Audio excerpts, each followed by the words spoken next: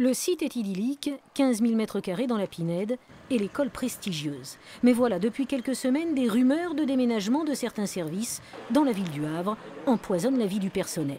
C'est beaucoup de bruit, on entend beaucoup de rumeurs et on ne sait pas trop à qui écouter, à qui se fier. Et le fait de ne pas avoir d'informations précises, ça vous ennuie?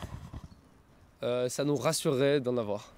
Les informations, les voici. Malgré sa centrale vapeur dernier cri, ses simulateurs performants et ses excellents résultats, le site de Marseille devra se séparer de 20 salariés, issus de l'agence comptable, des services du secrétariat général et de la direction des études. Un déménagement prévu dès le mois de septembre.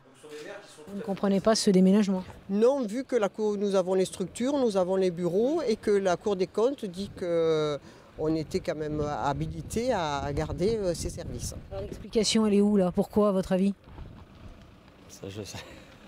Vous n'osez pas le dire? Oui, tout à fait. Pourquoi? C'est à cause du Premier ministre? Je sais pas, oui, voilà, il y a peut-être des raisons. Le Havre est peut-être pas un hasard, quoi. Quand on voit qui était le maire du Havre à l'époque, quand on voit aujourd'hui qui est Premier ministre, il y a sûrement quelque chose à ce niveau-là derrière. Mais dans tous les cas, la question c'est qu'aujourd'hui le site de Marseille il est en danger et que c'est pas normal. On a toujours été placé à Marseille, c'est là où se retrouvent les armateurs, c'est là où est l'emploi. L'explication serait donc politique. Sur ces images d'archives, Édouard Philippe, justement, en tant que maire du Havre, inaugurait alors le site havrais de l'École nationale supérieure maritime. Et voilà ce qu'à l'époque, il disait.